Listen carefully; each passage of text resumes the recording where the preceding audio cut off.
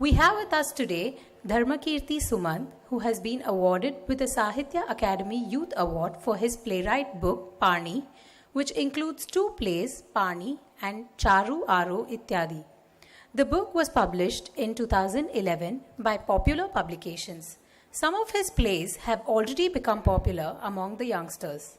Sumant is one of those names you would find in the future of Marathi experimental theatre.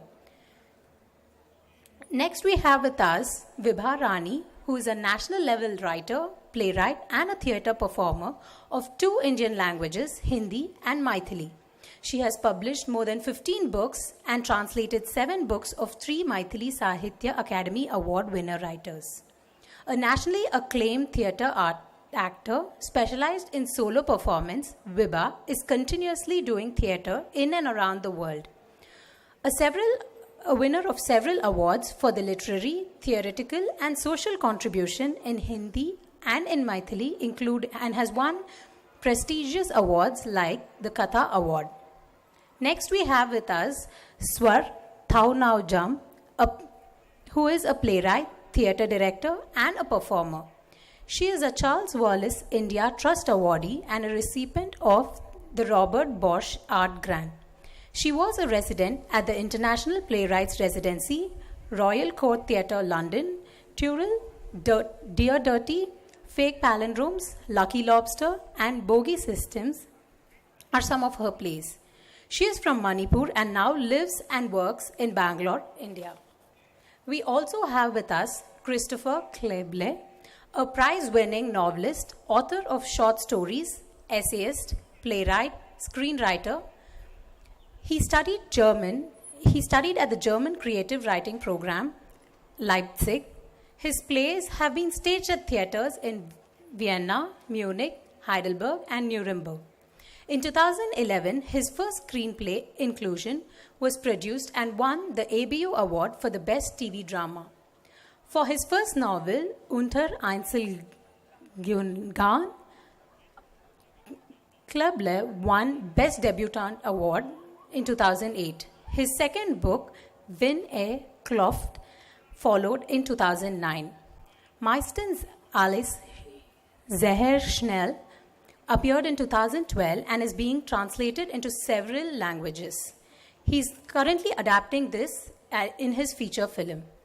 This session is being moderated by Evan Hastings, who integrates theatre of the oppressed, drama therapy, and elements of hip-hop culture into his approach to artistic social healing. Grassrooted in community organizing, he acts in, directs, and produces original performance pieces that grapple with pressing issues while innovative aesthetics invite audience management. He facilitates correctional facilities, community theatres, schools, and colleges. He also works with therapists, social workers, artists, and educators by consulting and providing professional development. We welcome you all. So, one is in Hindi, is my solo of 80 minutes. His name is Bimb Pratibimb. And this is a story of 3 women of the almost same age group. And this play says about various social issues on widowhood, and then women literature and other things in various entertaining ways.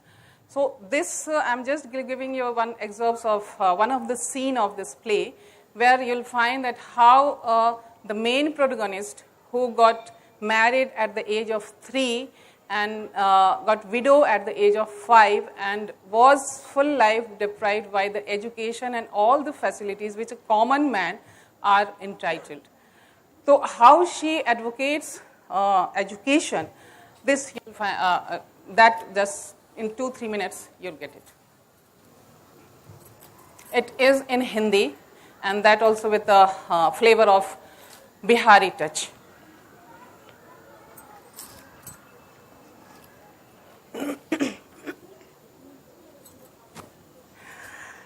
हमरे यहाँ एक ठो थी पर्वतिया, हम तनी पढ़ लिख गए थे ना, तो हमरे पास आती थी चिट्ठी लिखाने के लिए। हाँ पर्वतिया, बोल क्या लिखना है?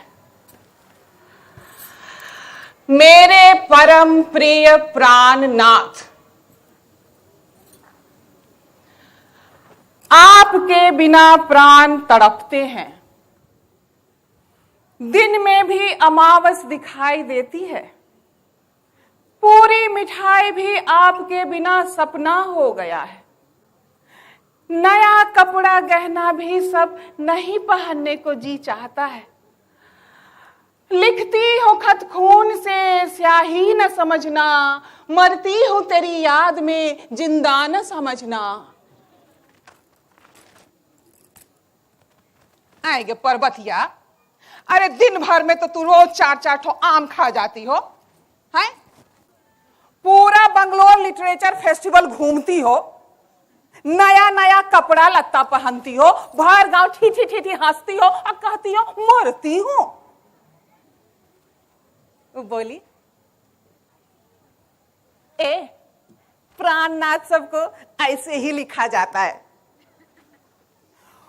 वही पर्वतिया का परम प्रिय प्राणनाथ एक दिन आया गुस्से में लाल होकर के, आंख लाल करके बोला, रखिए अपना बेटी को अपने पास, हम नहीं रखेंगे उसको। उसका बाप बोला, मेहमान, अरे ऐसा कौन कसूर कर दी है हमरे बेटी पर्वतिया? कसूर देखिए क्या लिखती है हमको चिट्ठी में। असल में हम उस दिन थोड़ा सा मजाक कर दिए थे। जहां पर्वतिया हमको बोली थी कि लिखो मेरे परम प्रिय प्राणनाथ, वहां हमने लिख दिया था मेरे, जहां लिखी थी बोलो मेरे प्राणों के देवता, वहां हम लिख दिए थे मेरे चरणों के देवता। और जहां पर्वतिया हमको बोली थी कि लिखो आपके चरणों की दासी, वहां हम लिख दिए थे आपके प्राणों की प्यासी पर्वतिया। जीजा जी, जीजा जी, पर्वतिया का कोनो कसूर नहीं है, हम ही आपसे थोड़ा मजाक किए थे, हमको सॉरी दे दीजिए प्लीज।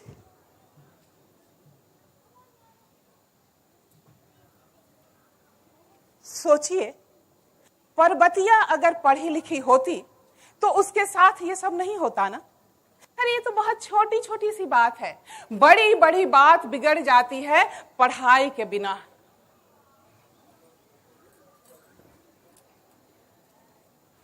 Thank you.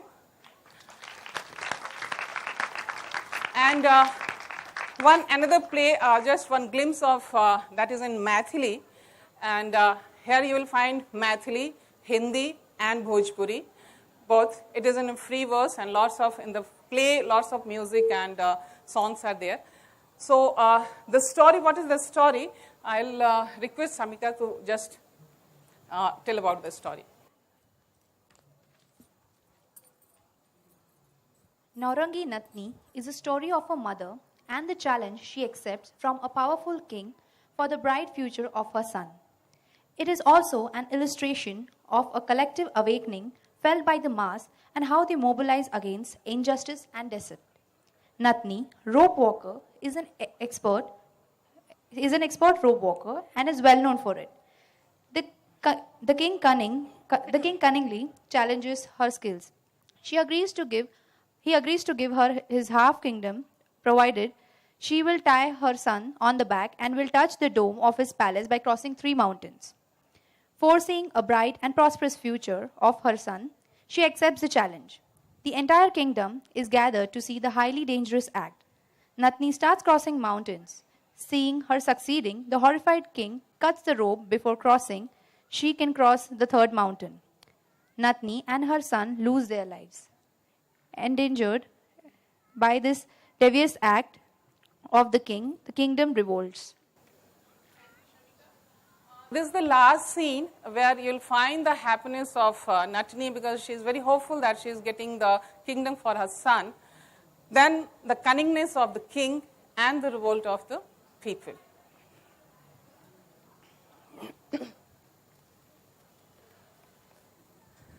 पहल पहरिया के लिए पार, पहल पहरिया के लिए ही पार, पचवा पीठ पे सुतल सवार, राजा सुनो हमर बात, नया सिंहासन आनो आज, बाभन साथ बजाओ आज, नया मुकुट वह आनो आज, डोला उठा लह बाग से नौरंगी जी, डोला उठा लह बाग से महाराजा जी। राजनीति में जायज सब कुछ भोला बाबा के नामे, तू सोचे अपना बेटा तो मैं भी सोचूं अपना बेटा, भोला बाबा के नामे। गुंबद न छूने दूंगारी नटनी, भोला बाबा के नामे। आधा राज न दूंगारी नटनी, भोला बाबा के नामे।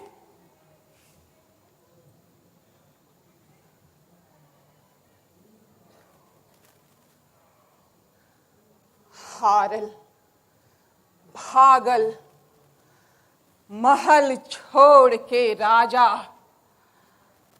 जंगल गुफा थयल बाट रे निर्लज्जा।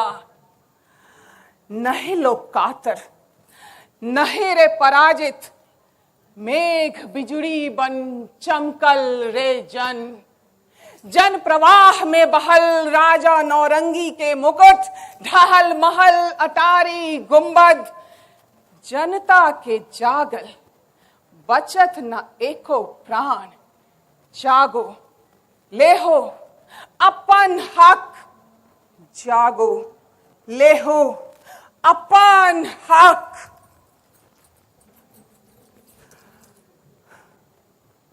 कारी कारी खन घटा, कारी कारी कर तोड़, कारी कारी मन परिवेश, कारे आम शह तोड़। अकाली काली करतब काली, काली कंकाली महाकाली, सकाली निकाली महाकाली।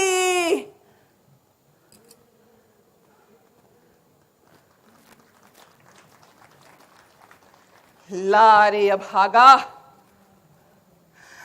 बढ़ा अपनी गर्दन, तुम सबके सिर उड़ाओ मैं हन हन, तुम सबके सिर उड़ाओ मैं हन हन।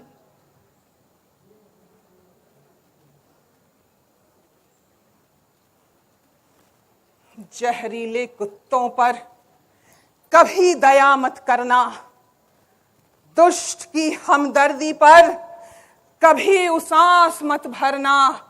कटखन्ने कुत्तों पर कभी रहम दिल मत होना, अपने अधिकारों पर कभी संग दिल मत होना, अपने अधिकारों पर कभी संग दिल मत होना। हे गुनीजन, हे सुधीजन, किस्सा देखा आज आपके द्वारा, आपसे, आप ही के लिए ये स्वतंत्र, ये राज। जय उद्घोष करो महाराज, बन रहा है नया समाज, बन रहा है नया समाज, बन रहा है नया समाज।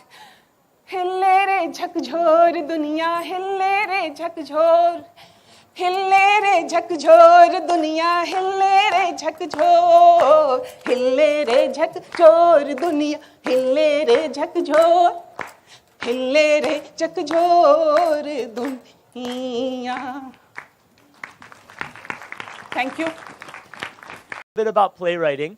How many people here today identify as a writer? Raise your hand in our audience. Great. Hands down. How many people do we have here that are in theater in one way or another? Like you've acted in a play or dance or anything like this? Oh, we've got a few. All right, hands down. So this is open discussion. We're going to keep the formalities at a minimum. And so if there's something that you're curious about that you want to say, feel free to interrupt. Don't be taken back by the formality of the microphones. So there's one mic that will be circulating. So you can just raise your hand. They'll bring you the mic, and you can say what you think. We're going to hear a little bit from each of the artists that's here in terms of an excerpt of their work. And then we're going to engage in some bigger questions about the process of playwriting. Will you go first? Okay.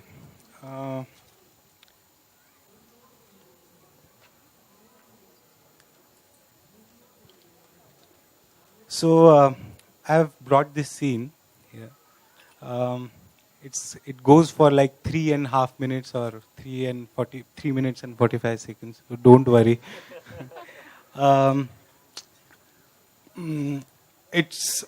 There's a hill behind this Ferguson College, which in Pune I live, and in that there's this Ferguson College, and behind that college there's this hill, and behind that hill there's a huge slum area, and in Ferguson the students and the crowd there is too elite, and behind the hill it's like slum.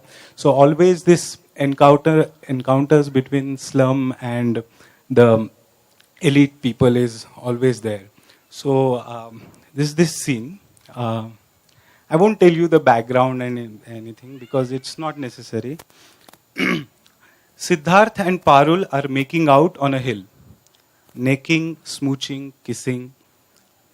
After a few moments, a dark, emancipated boy with teeth dirty with pan wanders around. He starts watching them making out. She pinches his shoulders. He looks back. Siddharth and Parul are startled. Siddharth to the boy. What? Boy. What? What happened? Siddharth. No, nothing. We are leaving now. Boy. Where to? Siddharth. Home.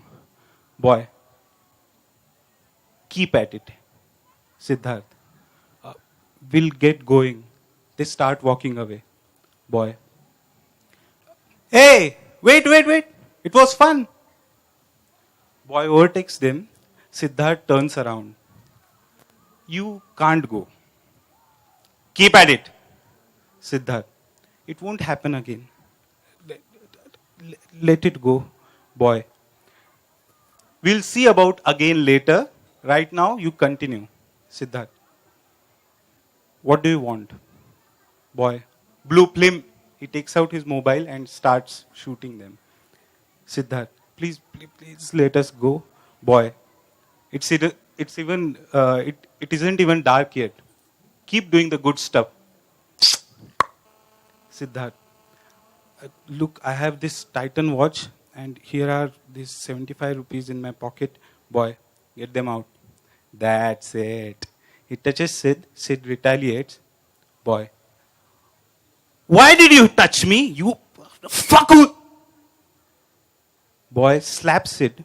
Suddenly, Vande Mataram, this is a national song which is played in our college, is been heard from a distance, silence. The boy stands there looking at them. Siddharth is trying to leave. Boy, where are you going? Siddharth, really, that's all I have. Boy, can't you hear anything? In a Brahminical accent. Vande Mataram. They played in our college, right? Srujalam, Supala, stand straight. Babes, tell him no. Come on. Both of them stand straight. Boy stares at her breasts. Suddenly pulls Siddharth's shirt. Vande Mataram ends. She picks up his shirt. Boy, babes, money. She gives him $100. As the boy is gathering everything, they both make a run for it. Boy. Hey, what time tomorrow? Hey! Sid and Parul are on a bike. Traffic. Small girl, naked. She's a beggar. Comes to them. She touches Parul. Asks for money. Parul. We don't have money. You, go away, please. Siddharth. Come on. What's her fault? You know how you know now how it is, you know. It's not in their hands, Parul. It's not in their hands. They grow up watching their parents have sex, suppression of the proletariat. Don't tell me all that again. Siddharth and Parul reach Parul's parking lot. Siddharth, let's not go back to the hill again.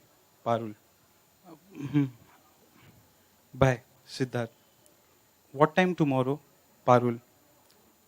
Never mind. I'll come on my own. Siddharth. Why? Let it go. It wasn't in our hands, Parul. I know that. That's nothing. That's nothing to do with it. Siddharth. Sorry, Parul. Are you mad? Just don't come. Siddharth. You mean we? Parul. Let's not meet for a few days. Siddharth. Why? Parul. Let's not. Siddharth. Stop being such a girl. You were there. You couldn't say anything either. It wasn't in our hands, Parul.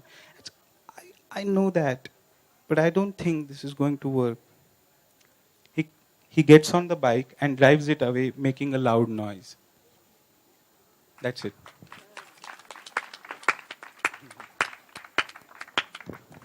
This is provocative.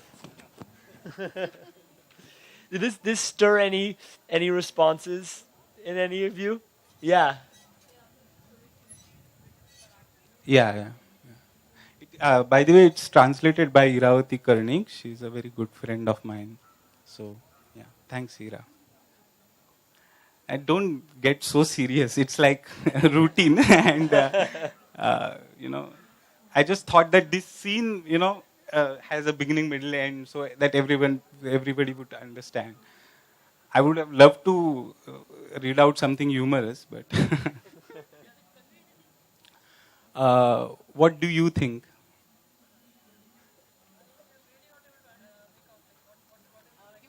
Yeah.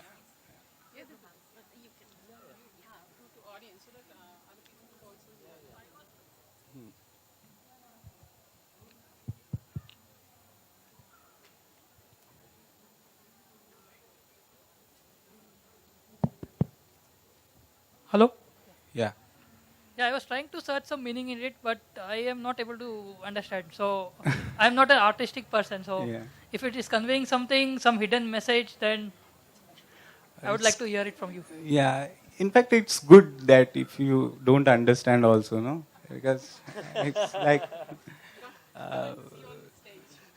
I mean, also don't understand many things in life. So, it's like normal. So, it's okay. Yeah. I think the hang-ups are with the elite and the educated. The boy from the slum, maybe he's seen the animals at it, and for him it seemed natural. So that's why these ran away. Thanks, Maya. So we're short on time. So we'll continue and then we'll talk about some common threads and questions that we're dealing with as playwrights. Who would like to share next?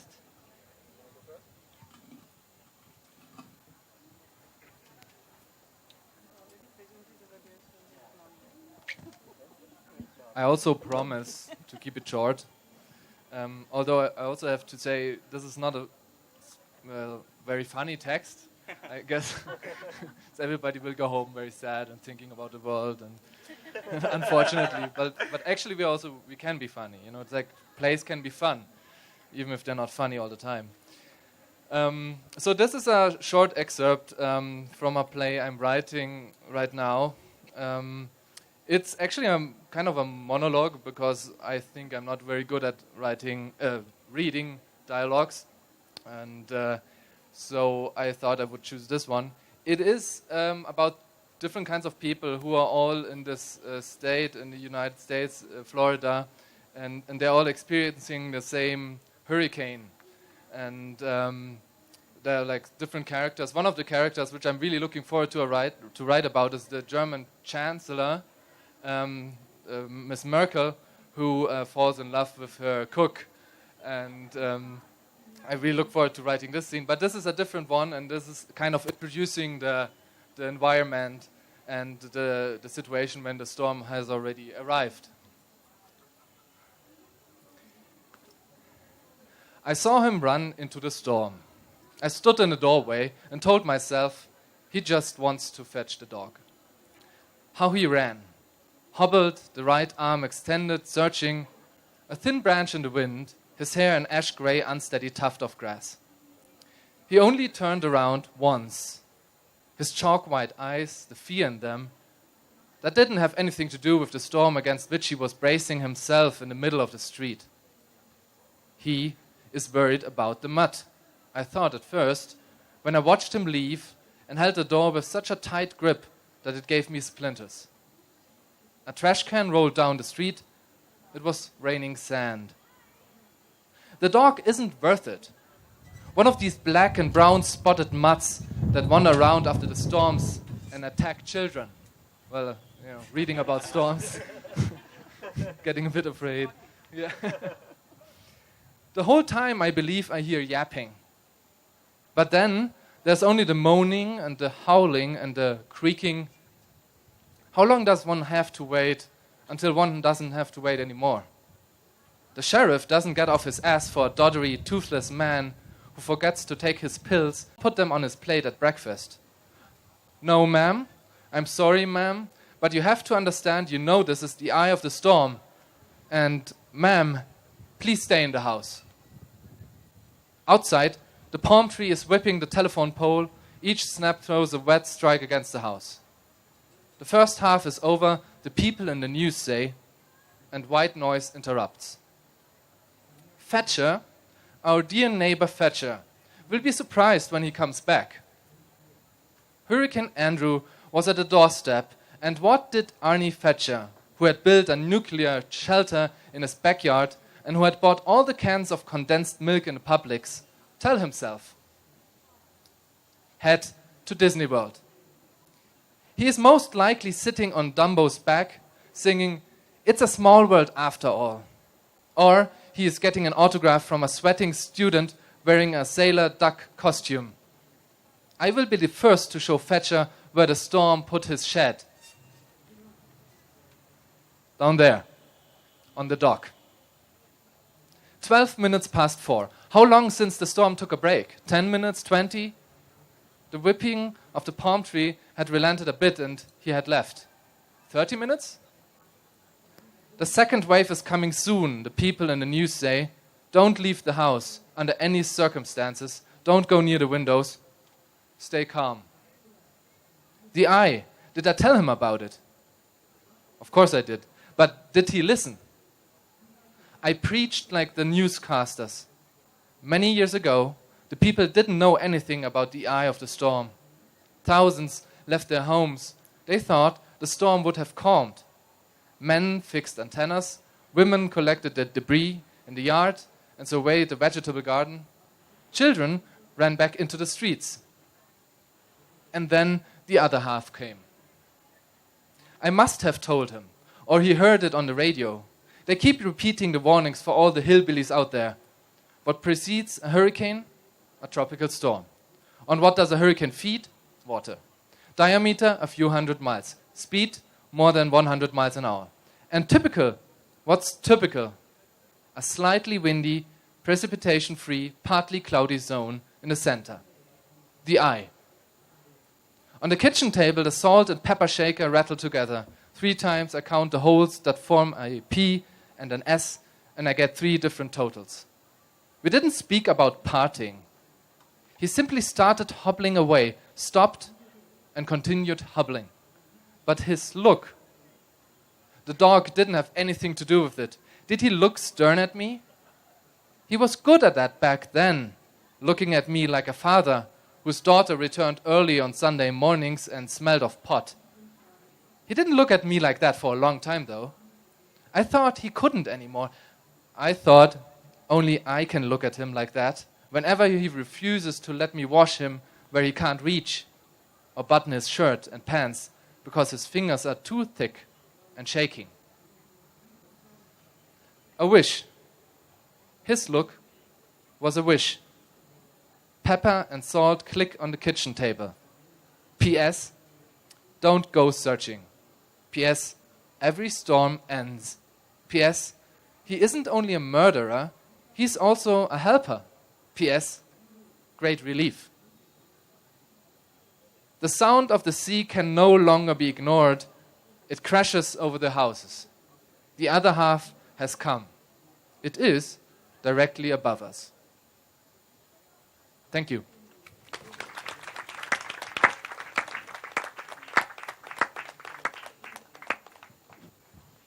And does anybody have anything, questions or comments in response to what you heard? I just wanted to say that Angela Merkel, being such a strong woman, to have an affair with the cook, he must have been quite a dish. Well, you know, the food in Germany is not particularly good, so maybe he's a cook from a different country.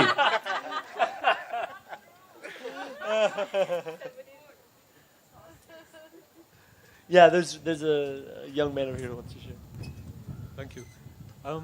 At the moment, thank God, stagecraft and theatre is doing well in India, particularly Bangalore and Mumbai and so on. But what about the future? I mean, what we have seen are monologues. Theatre is going to compete, it is already competing with cinema and TV soap operas.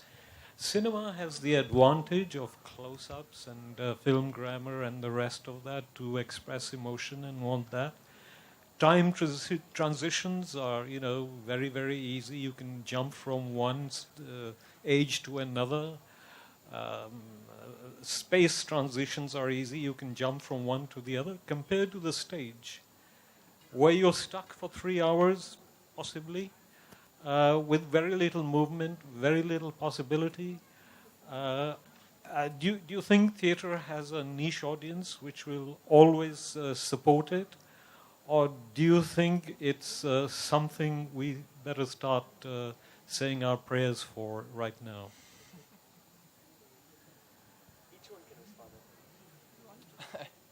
Well, for one thing, I think it's not necessarily the case that if you have theater, that you can't, you know, switch to a different time, switch to a different scene, and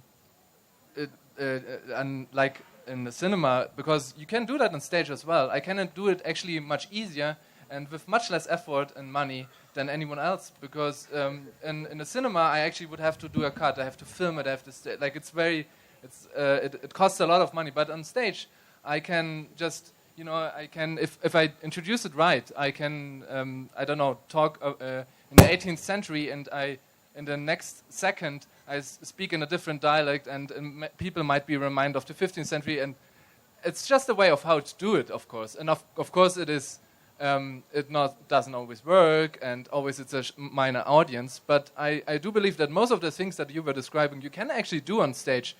I think the bigger problem might be that for watching a play, in contrast to watching a movie, you will have to leave your home. And that's a major problem that theaters often have, at least in Germany. I can't talk about India, but that people just prefer to, you know, stay put in on their sofa and just watch whatever comes on TV, instead of like getting up, getting in a car, driving there. I mean, like driving here to anywhere, imagine. So I guess that will be a problem. And so it will be a minor audience in comparison to TV or cinema.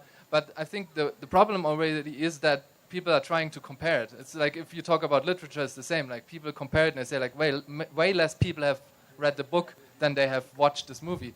Well, maybe it's the wrong approach is already trying to get the same numbers and getting the same audience. Because maybe it's not necessarily the same audience.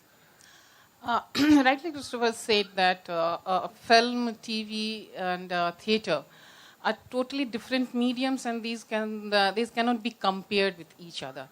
Whereas the question of theatre, it is, and as you ask, whether periods and characters and situations can be portrayed in theatre or not, because it doesn't have films like editing and cutting and shooting and reshooting facility. But here it is that it is a medium of one stretch.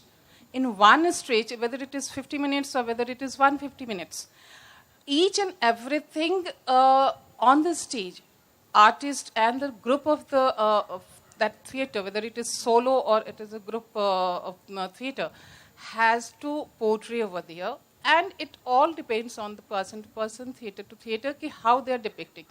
If here also just in 2 minutes solo, where if you have minded, you might have seen that in first solo, there were 4 characters have been portrayed.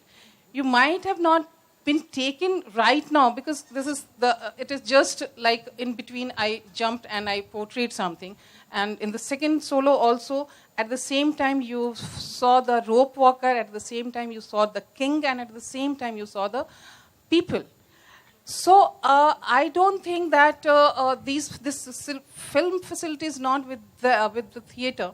So theatre is somewhere is weaker or not able to portray the time, the space, the situation, the character, and the story. Thank you. So I want to move on and let one more reading take place, and then we'll continue because I feel that we're just getting on the tip of an iceberg, which is very juicy.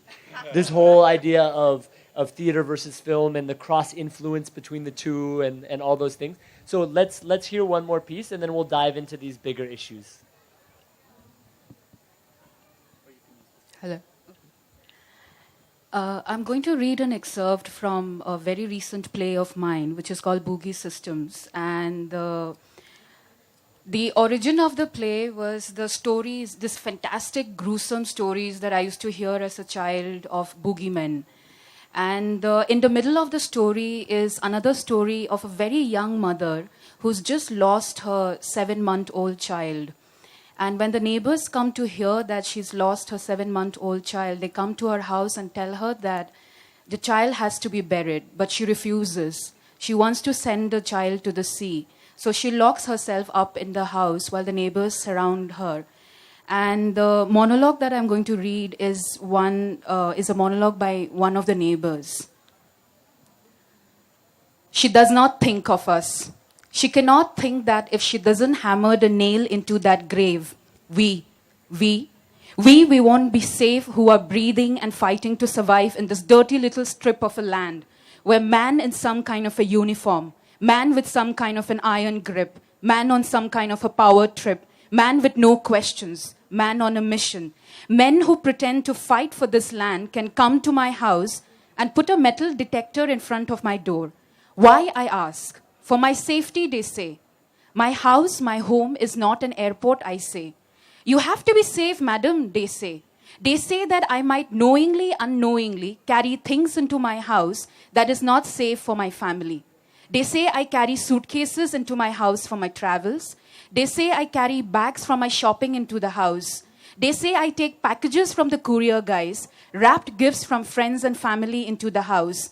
They say I carry so many things into my house without thinking clearly whether those suitcases, shopping bags, courier packages, gifts from friends and families are safe or not. It is for your safety, madam, they say, and ask me to pay for it. Pay for your safety, madam, they say, because money is a small price to pay for not getting killed to save this land. We who spent years with books and old clothes and no makeup so that we could get a job. We who wanted to earn our own money with our brains so that we can pull our creaking knees inside a nice house. We become a threat to our families. We who woke up early in the morning for college while their mothers were busy scrubbing their faces and bodies and fucking young and getting pregnant and having no money to educate their sons end up selling fish and eggs. And these lazy sons with nothing to do become proud of this land.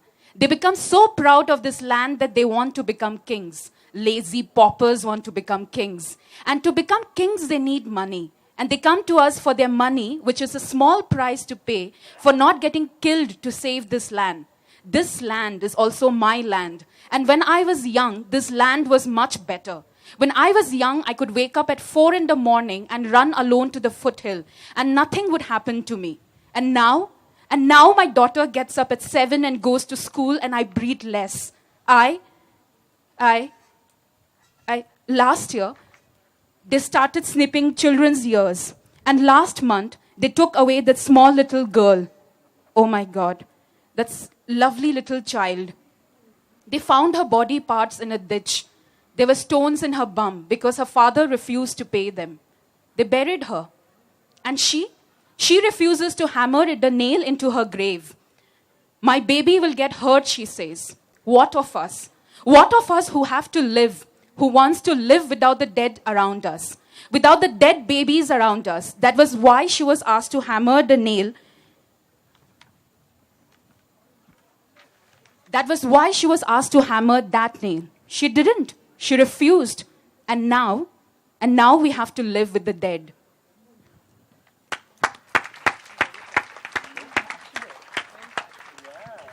This is very passionate. Thank you for sharing. So lovely. So I know we had some people who had things they wanted to say. So if you'd like to respond to what you heard or pose general questions, you're totally welcome to now.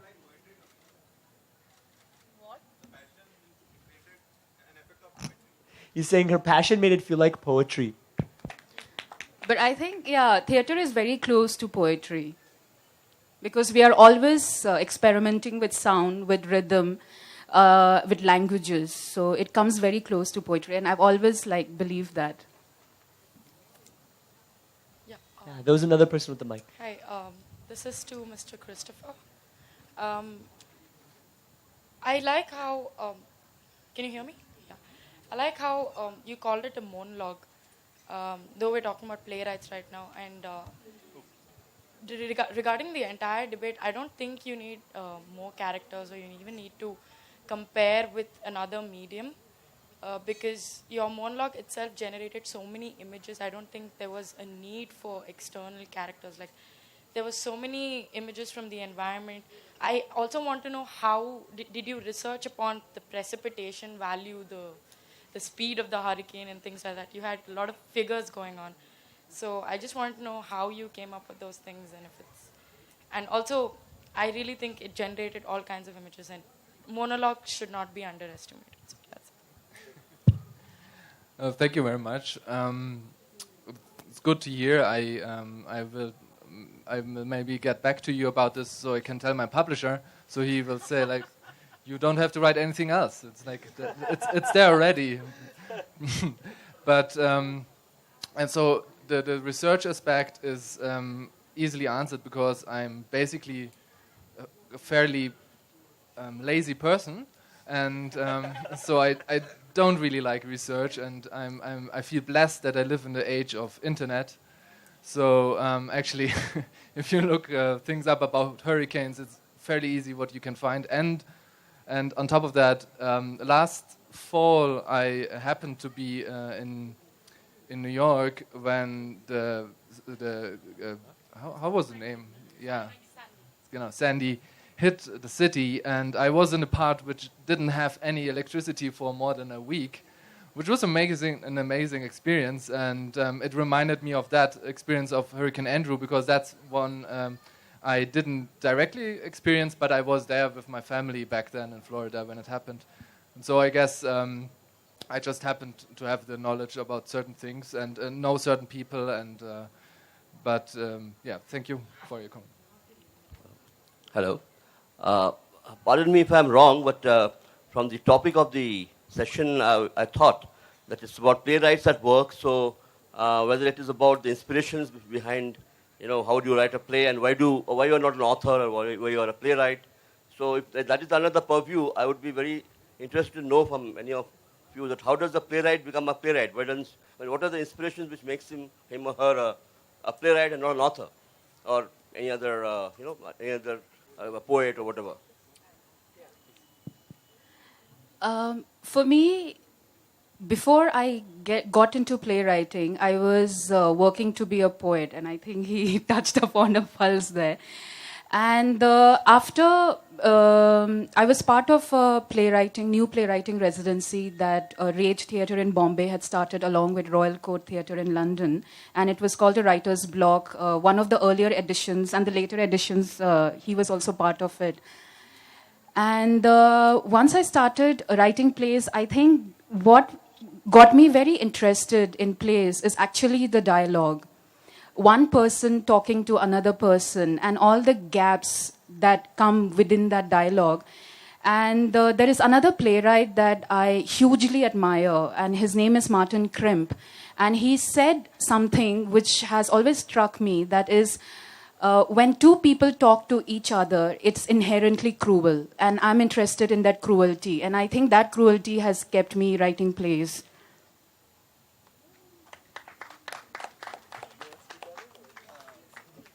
Yeah. Actually, you used a very important word called author. And I think that with author, when you use this word author, it comes with the word authority. And I don't feel that playwrights have, the whole authority of the thing. Like, for examples, I have borrowed all the words which, people find only in my play. They are from my very close friends. Like for a hot girl, we say dasa. That means das mein se das. 10 out of 10. So, I mean, I have not come with this word. My very close friend, who is an actor who acts in my play, he uses this word from his childhood.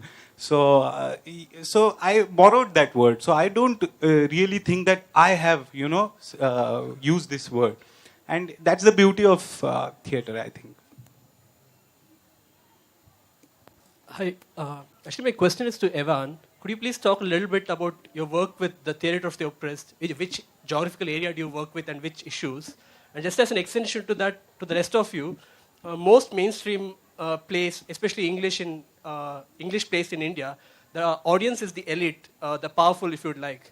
So is your place the pedagogy of the powerful? I mean, you still question the power relations. So what is this difference between the pedagogy of the oppressed and the pedagogy of the powerful? This is a great question, and I can go on and on, so I'll try to be concise. The whole process of playwriting, when you're doing something like this, is it's devised theater. So when I lead these processes, which I've done in prisons, hospitals, community centers, and slum areas, we're working with real-life stories from the actors themselves. And we're taking unresolved conflicts that's something in their life, when they think about it, it still bothers them. And we're staging that in a way that provokes the audience, to try to take action on an issue, be that issue racism, development issues that affect urban communities, or internal issues like domestic violence or sexual assault. So these are the types of issues that I've taken up. And it's very much like what you were saying about the idea of authority and being an author.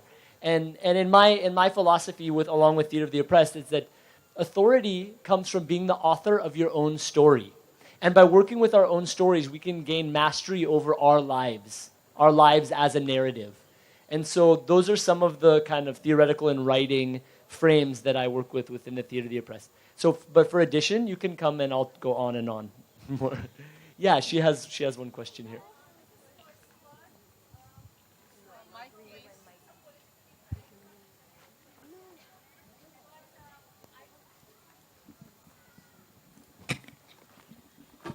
First of all, that was a very powerful reading from your play. I wanted to know how important is theatre to you as a political tool, considering the larger ambience of the Northeast context that you come from? Okay, I have to answer this question at different levels. One is that as a person, I'm quite political. And my politics is expressed in different ways. I write essays and I take part in different activism, etc., etc. But when it comes to my playwriting, when it comes to my theatre making, I am very, very particular that I work on my own terms. So theatre doesn't become a tool for me. Theatre is something that I do because there is nothing else, or if I don't do theatre, it will be like, death for the artist in me. So that is something that is very, very important for me. But coming back to the question that you asked, and this is something that probably I will be digressing a bit. I don't know whether I'll be answering your question sufficiently. But see, for many of us from the Northeast, and I'm from Manipur, many of us young artists, we use the English language as as a tool, or rather as a medium to confront India as a alien power. So when I write in English, I'm always very, I have this in the head of my mind that that's the subtext that I have, when my text comes out. And another thing that I want to answer in relation to this is that I'm Bangalore based, and I work as a theatre director and also as a performer. And many actors that I work with in Bangalore come from different backgrounds. So of course my text has a very particular worldview that has been shaped and is continuously shaped by Manipur. But my concern as a playwright or as a theatre director as well as a performer is that when I'm working as a team, because like he said, it's a collaborative effort, theatre. Not one single person owns a theatre piece. So I have to work in such a way, and my question has always been, how do I transform this very particular quote-unquote Manipuri environment into very pertinent drama where the actors and also the crew that I'm working with in this city can come together with all their different histories and with all their different backgrounds, and we create something together that makes sense to us, that creates meaning for us as well as for the audience. And in the process of theatre making, we go through all these difficult questions because, very frankly, for many artists like me who come from that part of India, we don't know what it is like to be an Indian. But when I interact with many of my actors or directors or other performers or crew members, they are very sure of what it is like to be quote-unquote Indian. And that becomes very, very interesting in the theatre making. Hello. Here. Hi. My question was about the monologue you just read out. The neighbors seem to be really caustic yet fearful. But death is a topic that usually has religious overtones, and I realized this one didn't have any. Was that intentional, and if so, why? That's a very interesting question because this excerpt comes from a point right before... before I answer this question, let me just go to another place altogether. When you say religion, I won't say religion, but I will talk about rituals, because the rituals surrounding the death ceremony where I come from are very, very strong, and they are very performative by nature. And we have all these very interesting manuals. I'm saying manual because I don't have a better word for it, where the description of a burial, because this child is 7 months old, because there is a certain burial process that is there for children who die below 3 years old. So for this text, Boogie Systems, I have used that text as my research material, and that text comes later on. So in this particular excerpt, you might not have found the ritual overtone or the subtext of it, but that ritual overtone or subtext is there throughout the play at different parts of the play. Thank you so much for asking that question. So we need to conclude, so we'll have one last question, and then we'll conclude. Okay, this is an open question, any of you can choose to answer. When you're doing non-scripted, devised pieces, especially in the community, I'm sure Vibha and Evan will agree, with every workshop and with every performance, you see the play evolving. There's a lot of new inputs, you learn so many new things. So as a playwright, when and how do you see your play evolving, or yourself as a playwright evolve? As a playwright, when I see first I decide what I have to write, on what subject I have to write. Like just Bimba Pratibimb you have seen. It is based on 3 real life stories.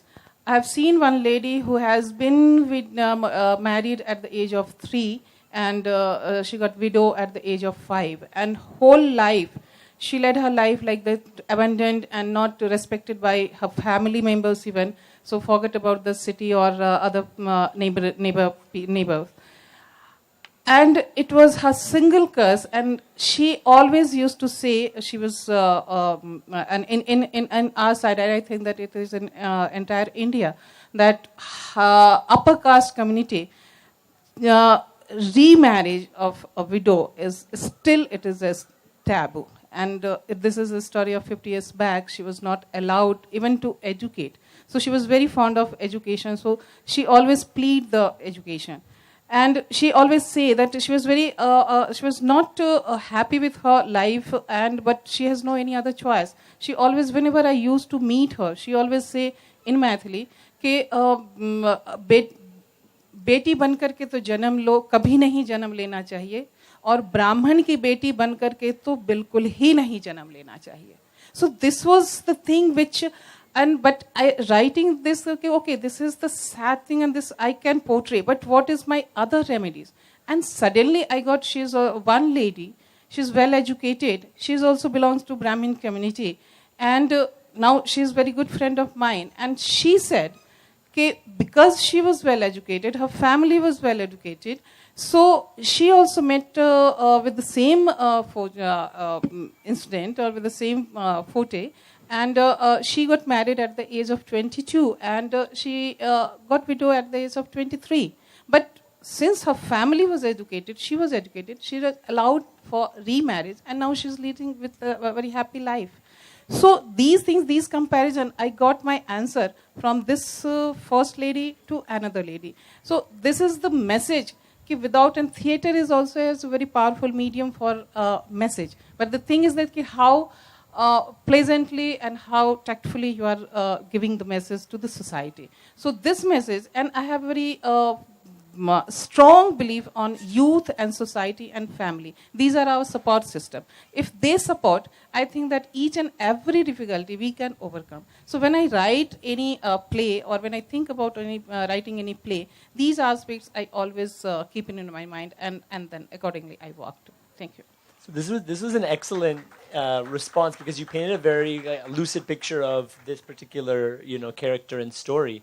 And I'm curious to get back to Daya Prasad's question in terms of, as you take the show around and bring it to different audiences, have you seen audience input or community input that has transformed your plays, or you have also transformed your plays based on interactions that have happened in different places where you've taken this?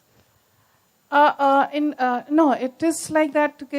Whenever I think about any play, I always think what I am going to give the society, why people will come to see my play. The main question I ask from myself, because I am a poet, I am a story writer also, I am a blogger also. So there are so many fields for me. But theater is my main passion, great passion. So, but if I want that my passion will be your passion, then naturally I have to gel with you. Otherwise, why you will come to me? So I always think that in that prospect, that when I put myself in your shoes, and then I think, and then I try to depict something through play. So thank you so much. And I'm going to make myself available as well as the other panelists. So if you have additional questions, please feel free to come and approach us and we can continue discussing. But we'll shift to make way for the next thing. So can I get a round of applause for these brilliant artists who have come today? And a great applause for this August gathering. Yeah, such a thoughtful audience. So for you also.